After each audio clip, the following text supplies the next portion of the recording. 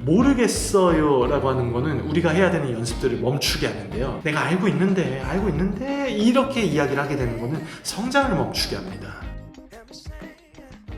오늘은 이제 내 연기를 방해하는 어떤 그런 말버릇들이 아마 있을 텐데요. 이것들을 제가 한번 이야기를 해보는 시간들을 가지면 좋지 않을까? 좀 도움이 되시지 않을까? 라는 생각이 들더라고요. 연기를 이제 우리가 하다 보면은 반복해서 하는 말들이 있어요. 뭐 모르겠다, 모르겠어요 라고 한다든지, 아니면 뭐 감정이 안 올라와요, 혹은 이 대사는 화가 나는 게 맞겠지? 혹은 이 캐릭터랑 내가 잘 맞는 걸까? 그리고 이제 입 밖으로는 사실 잘 내뱉진 않지만은 마음속으로 조용히 지나가는 말이 있습니다. 아, 그거 나도 알고 있어. 그래, 그거 나도 알아 라고 하는 이 말이요.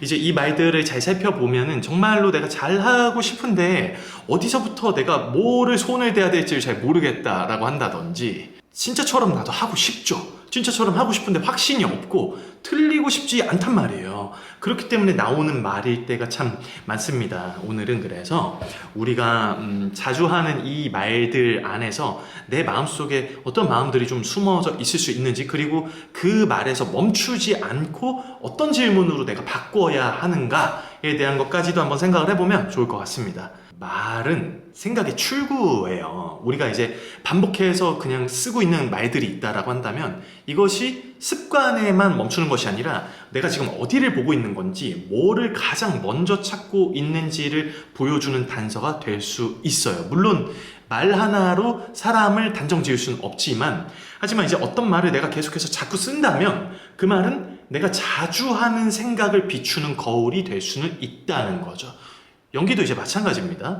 모르겠어요 라고 하는 거는 어디서부터 내가 손을 대야 될지 모르겠다 라고 하는 그 막막함이 숨어있고, 연기를 하는데 막 감정이 막 안 올라온다 라고 하는 거는 연기를 감정 중심으로 보는 나도 몰랐었던 나의 습관이 있을 수도 있는 거고, 이 대사가 이제 그러니까 화가 난 거지 라고 하는 거에는 정답을 좀 찾고 싶은 마음이 있을 수 있고요. 이 대사가 나와 잘 맞을까? 잘 맞을까요? 이 대사가? 이런 것에는 인물과 이제 나 사이에 있는 거리감에 대한 어떤 불안함이 숨어 있을 수 있다는 거죠. 그리고 이제 그래, 알고 있지, 아는데 라고 하는 이 말에는 익숙한 자리에서 멈추려고 하는 마음이 숨어 있을 수 있다라는 겁니다. 저도 이제 연기하다 보면 당연히 막막했던 순간들이 너무나 많았고, 내가 이거를 알고 있는데 라고 생각하고 지나간 적도 분명히 많은 것 같아요. 연기가 쉽지가 않잖아요. 이게 책 한 권 딱 읽었다고 해서 한 사람의 인생이 갑자기 내 안으로 확 이렇게 들어오지 않으니까.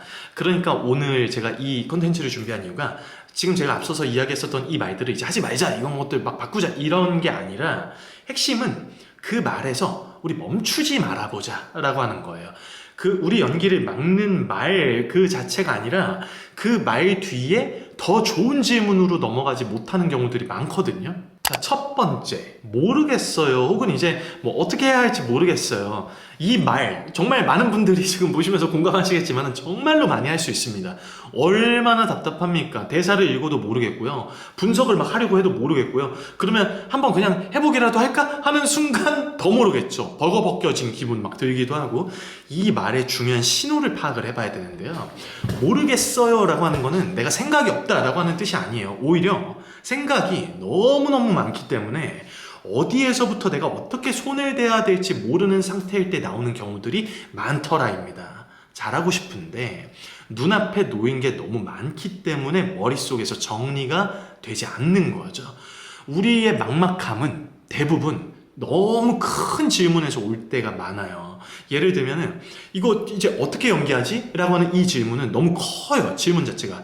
이 안에 인물이며 뭐 장면의 목표며 상황이며 관계며 직전의 순간들은 뭐고 행동을 어떻게 해야 되고 장애물은 뭐가 있고 이런 것들이 다 들어있는 거거든요. 그렇기 때문에 이렇게 큰 질문의 덩어리를 던져버리게 된다면 당연히 막막할 수밖에 없다입니다. 그렇기 때문에 질문들을 작게 만드는 작업들을 여러분들이 분명히 하셔야 되고요. 그렇게 될 때 이제 그때 내 연기가 움직이기 시작할 수 있다입니다. 검색창을 떠올려 보세요. 그 노란색, 초록색, 네이버를 떠올려 보는 거죠, 우리가.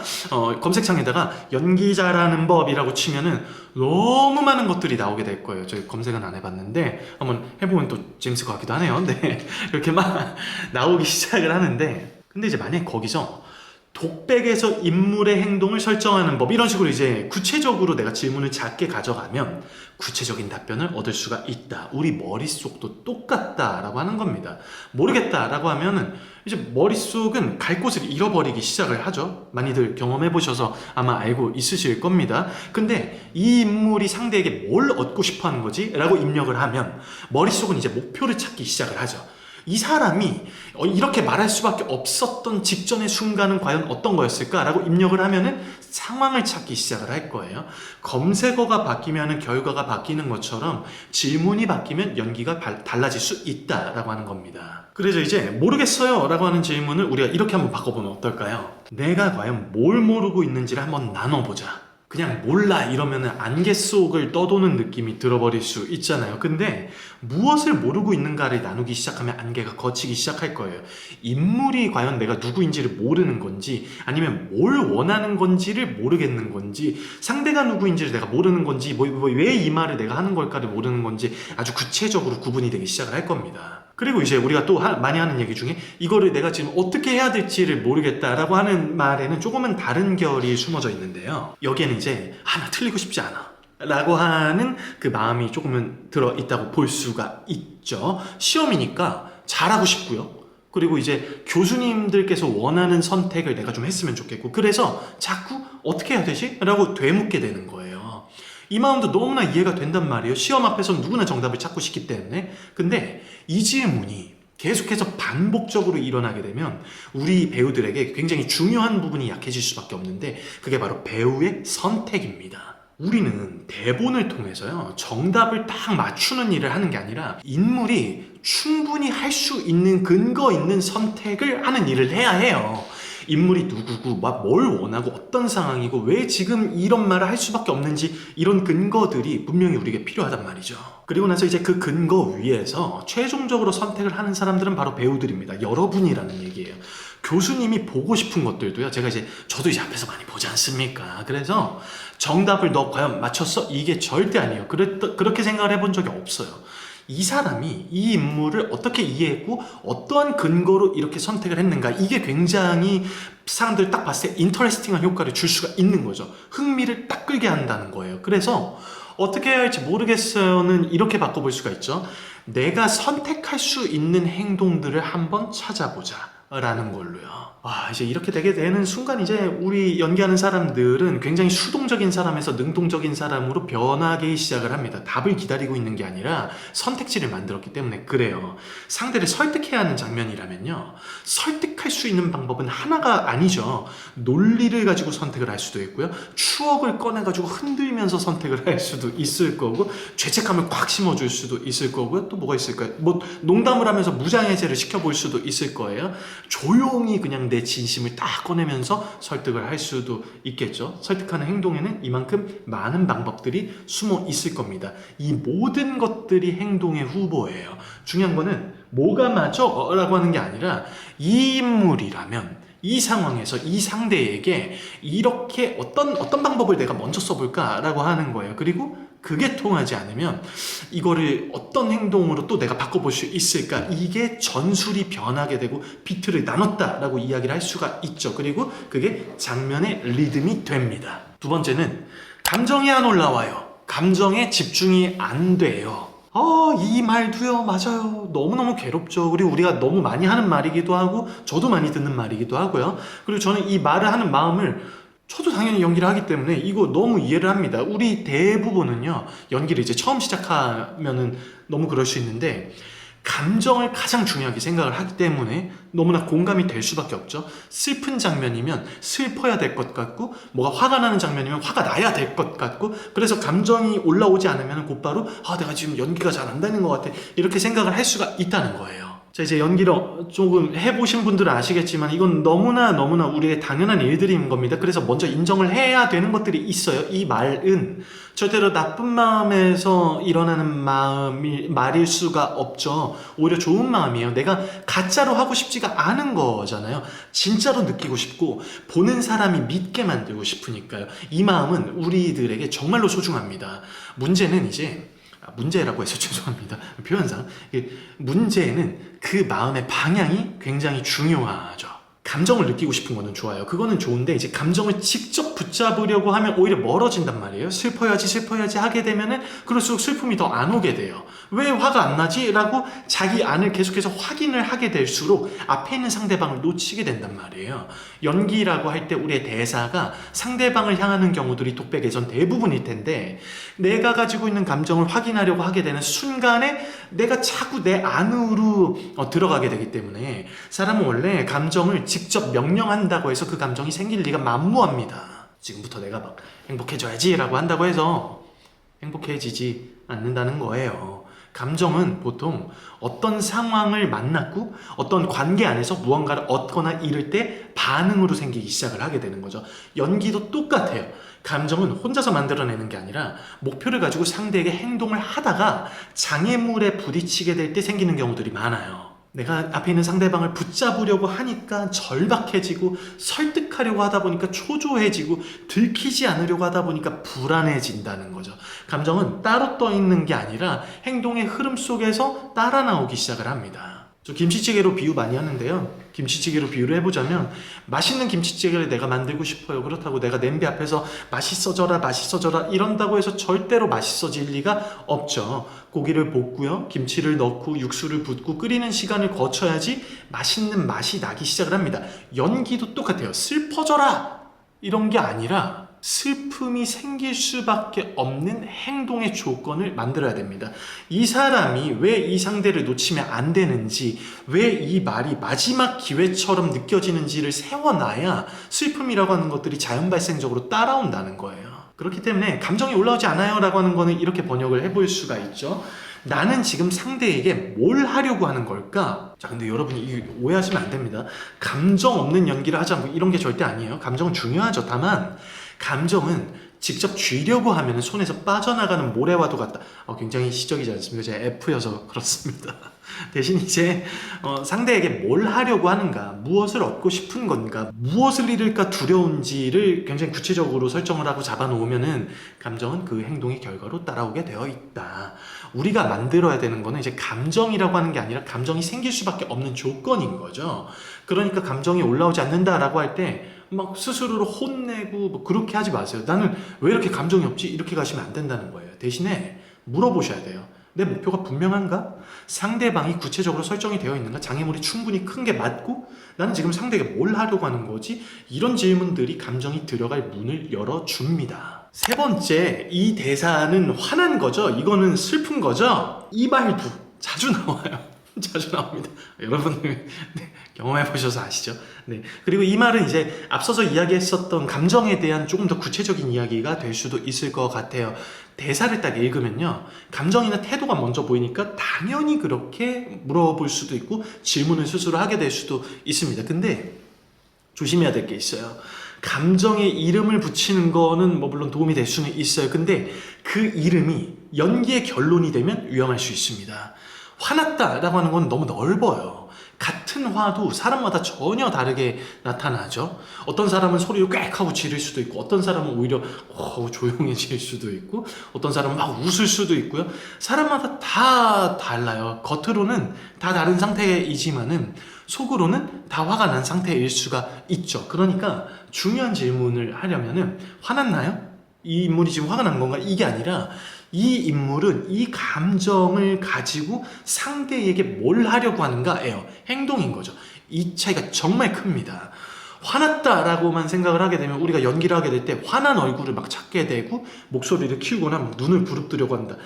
제가 보여지고 들려지는 것들이 중요하다라고 이야기를 할 때 가장 많이 오해를 할 수 있는 부분이 바로 이런 부분들입니다. 그런데 상대를 내가 멈추게 하려고 한다라고 생각하면은 내가 할 수 있는 행동들이 달라지고요.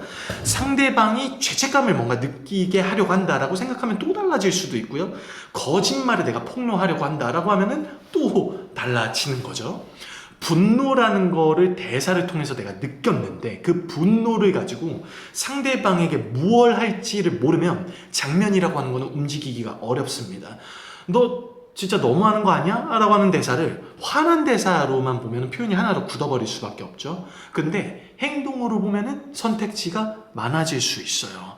상대를 부끄럽게 하려고 하는 말일 수도 있고요. 나를 붙잡게 만들려고 하는 것일 수도 있고요. 무심한 것에, 상대방의 무심한 태도를 깨닫게 하려고 하는 말일 수도 있고, 너무 많아요. 그래서 같은 대사인데 이렇게 행동이 달라지기 시작을 하면은 눈빛이나 이런 표정이나 속도나 흐름이나 호흡이나 이런 모든 동작들 같은 것들이 다 달라질 수 있습니다. 그리고 여기에서 서브텍스트도 연결이 되기 시작을 하죠. 서브텍스트라고 하는 거는 인물이 직접 말하지 못했었던 행동의 진짜 방향이라고 보는 게 여러분이 연기를 하실 때 훨씬 더 도움이 된다라고 생각을 하는데요. 사실은 내가 이 서브텍스트는 인물이 사실은 슬퍼 정도로만 적기 시작을 한다라고 한다면 우리는 슬픈 표정을 지으면서 대사를 하려고 할 겁니다. 하지만 상대가 더 이상 묻지 못하게 막는다 라고 적어 놓으면요, 상대방을 향한 행동이 생겨버리잖아요. 누군가가 괜찮아 라고 말을 해요. 근데 물론 정말로 괜찮다라고 하는 뜻일 수도 있죠. 그런데 더 물어보지 마 라고 하는 걸 수도 있고요. 네가 미안해하지 않았으면 좋겠어 라고 하는 걸 수도 있고요. 나 무너진 거 들키고 싶지 않아 일 수도 있고요. 나 좀 알아봐줘 일 수도 있어요. 같은 괜찮아인데 행동의 방향이 전부 다르죠. 그래서 배우는 이 괜찮아가 슬픈 말인가 보다, 슬픈 거죠?가 질문이 아니라 이 괜찮아를 가지고 내가 상대를 막으려고 하는 건지, 안심시키려고 하는 건지, 시험하려고 하는가, 붙잡으려고 하는가, 이런 것들에 대해서 물어봐야 돼요. 그러니까 이 대사는 화난 거죠? 이거를 이렇게 바꾸면 좋을 것 같습니다. 이 인물은 이 감정을 가지고 상대에게 무엇을 하려고 하는가? 다시 한번, 감정을 없애자는 게 절대 아닙니다. 오히려 그 감정이 진짜로 생기도록 향할 곳을 찾아주자라고 하는 거예요. 네 번째, 이 캐릭터랑 제가 잘 맞을까요? 이거는 당연히 응당. 시험을 보는 사람이라면 누구나 다 해야 되는 질문이고, 저도 이제 자유대사를 우리 학생분들에게 드리면서 피드백을 꼭 해달라, 이게 마음에 드는지 혹은 어떻게 생각이 드는지 이런 것들에 대한 피드백을 꼭 듣거든요. 굉장히 현실적인 질문일 수 있습니다. 시험을 준비하는 우리에겐 더 그럴 수 있어요. 내 이미지하고 잘 맞는지, 내 장점이 잘 보이는 게 맞는지, 교수님이 나를 매력적으로 볼 게 맞냐, 이거를 당연히 궁금해할 수밖에 없습니다. 그리고 궁금해하셔야 되고요. 작품 선택에서는 분명히 나와의 접점이 뭐가 있느냐가 굉장히 중요해요. 내 장점이 잘 드러나야 내가 충분히 이해할 수 있느냐, 이런 것들을 우리가 살펴야 됩니다. 다만 이 질문들이요, 너무 이제 앞쪽에 오게 되면 문제가 좀 생길 수는 있다. 여기에 대한 경계심은 가지셔야 된다. 나와 맞는가? 이거를 먼저 살펴보잖아요. 그러면 인물을 내가 충분히 이해하고 구체적인 그림을 그려나가기도 전에 단순히 보여지는 이미지를 통해서 나와 어울리나, 이것만을 생각을 하게 된단 말이에요. 잘 모르는 상태에서. 배우에게, 우리 연기하는 사람들에게 더 중요한 질문은 이거 아닐까요? 나는 이 인물을 과연 이해할 수 있을까? 라고 하는 거죠. 인물이 나하고 맞아가지고 연기를 하는 게 아니라 내가 이 인물을 이해했기 때문에 연기를 하는 거잖아요. 물론 처음부터 완전히 이해가 될 리 만무합니다. 그렇기 때문에 이해하려고 질문하는 과정이 필요하고 시간을 들이죠, 그 인물에게. 그래야 어떻게 할 것인가에 대한 구체적인 답이 나올 수가 있어요. 왜 이렇게 말하지? 왜 이렇게 숨길까? 왜 사랑한다면서 밀어낼까? 왜 미워한다면서 떠나지 못할까? 이런 질문들이 인물에게로 우리를 데려가는 겁니다. 인물이 우리하고 다르잖아요. 우리에게 이 다름이라고 하는 거는 거절의 이유가 아니라요, 창조의 재료가 되는 거죠. 내가 이 사람하고 다르기 때문에 못하는 게 아니죠. 그 다름을 관찰하고 이해하고 만들어 나가는 과정이 연기인 거예요. 나는 이런 사람 아닌데? 라고 해서 거기서 멈춰버리면 문이 확 닫혀버리죠. 근데 이 사람은 왜 나하고 이렇게 다르게 행동했을까? 라고 생각을 한다면 문이 열리기 시작을 합니다. 상당히 신비롭죠. 이미지가 맞는 거 너무너무 중요하죠. 근데 연기적인 관점에서 보자면 제가 앞서 이렇게 말씀드렸었던 이런 마인드로 생각을 해보시는 것들이 여러분들이 연기를 하시는 데 있어서 정말 많이 도움이 될 거예요. 우리는요, 인물을요, 판단하기 되게 쉬워요. 왜 저렇게까지 하지? 나는 절대 저렇게 안 할 것 같은데. 근데 우리는 거기서 절대로 멈추면 안 되는 거죠. 인물을 심판하는 사람이 아니라 우리는 끝까지 인물을 이해해 주려고 하는 사람이잖아요. 악역이더라도 마찬가지입니다. 그 악한 사람들이 하는 행동이 그게 옳았다고 하는 게 아니라 그 사람이 왜 그런 선택지까지 가게 되었는가를 이해하려는 태도가 우리에게 필요하다는 거예요. 내가 연기를 해야 되기 때문에. 그래야 우리가 하는 연기가 평면적이지 않을 수가 있죠. 쉽게 막 그냥 누군가를 사람을 정죄하고 이렇게 한다라기보다 그 사람이 가지고 있는 모순이 뭐고 결핍이 뭐고 상처가 뭔가를 들여다보는 작업을 하는 거예요. 이 사람이 살면서 뭘 잃어버렸을까? 뭐를 그렇게 간절하게 원했을까? 어떤 것이 과연 이 사람을 이렇게까지 극단적으로 몰아붙였을까? 이렇게 질문을 던지는 겁니다. 예를 들어서 나는 그냥 서운하면 바로 말을 하는 사람인데 맡은 인물이 서운해도 절대 막 끝까지 말하지도 않고 막 괜찮은 척만 한다라고 해보자고요. 저랑 안 맞아요. 이 사람은 잘 이해가 안 돼요. 내가 이걸 할 수 있어. 이렇게 하고 끝내버리면은 그 인물이 다친 채 끝나게 되죠. 근데 이 사람은 왜 서운하다고 말하지 못했을까라고 물어보면 이야기가 시작이 됩니다. 거기서 여러분들이 표현할 수 있는 표현의 풀이 굉장히 넓어질 수 있어요. 그거를 발견하셔야 돼요. 감정을 말하면은 혼났던 사람일 수도 있고, 내가 막 기대를 했다가 상처받은 사람일 수도 있고요. 상대가 떠날까봐 막 마음을 감추는 사람일 수도 있는 거잖아요. 그 순간 괜찮아 라고 하는 이 인물의 말이 단순히 그냥 대사에서 그치는 게 아니라 관계를 지키고 싶어서 자신을 숨기게 되는 행동이 될 수 있다는 거예요. 그래서 이 캐릭터가 나랑 잘 맞을까요? 이거를 이제 우리가 이렇게 바꿔볼 수 있을 것 같아요. 이 인물과 나는 어디가 다르고 그 다름을 내가 어떻게 설득력 있게 만들 수 있을까? 여러분, 공통점을 찾아내는 건 출발점이 될 수 있고요. 차이점은 창조의 영역이 됩니다. 그래서 좋은 선택이라고 하는 건 나와의 접점이 있으면서도 내가 새롭게 만들어야 되는 차이가 있는 인물, 그때가 이제 좋은 선택지가 되는 경우들이 꽤 있는 것 같아요. 마지막 말이에요. 이거는 이제 입 밖으로 사실 잘 나오지 않고 입 밖으로 나올 때도 있죠. 마음속으로 조용히 지나가는 말이기도 합니다. 아, 이거 알고 있어요 라는 말이에요. 장면 목표 뭐 알아요. 감정 말고 행동 알고 있지. 비트를 나누는 거 알고 있어요. 서브텍스트 알고 있어요. 근데 여기서 진짜로 조심해야 되는 게 있어요. 내가 정말로 알고 있는 것과 들어봤었던 거는 다르거든요. 이 부분이 정말로 중요합니다. 그리고 많은 분들이 놓치는 부분이기도 하죠. 모르겠어요 라고 하는 거는 우리가 해야 되는 연습들을 멈추게 하는데요. 내가 알고 있는데 이렇게 이야기를 하게 되는 거는 성장을 멈추게 합니다. 모르겠어 라고 하는 경우는 질문을 시작하지 못해서 멈추게 되는 거고요. 안다고 생각을 하게 되면 더 이상 질문을 하지 않아서 멈추게 되는 거예요. 방향은 다르지만 결과는 어떻죠? 비슷하죠? 연기가 더 깊이 들어가기 어려워지는 겁니다. 안다, 알고 있다 라고 하는 거는요, 들어봤다는 뜻에서 끝나면 절대 안 돼요. 알고 있다, 이거는 내가 실제로 경험을 해봤어 라고 하는 뜻이어야 됩니다. 헬라어의 어원도 그렇게 나와 있다라고 저는 알고 있거든요. 운전을 한번 생각을 해보는 거예요. 필기시험을 준비하면요, 많은 것들을 배웁니다. 브레이크가 어디 있고 신호가 어디에 있고 차선은 어떻게 지켜야 되고 근데 그걸 안다고 해서 바로 도로에서 운전을 잘하는 게 아니거든요.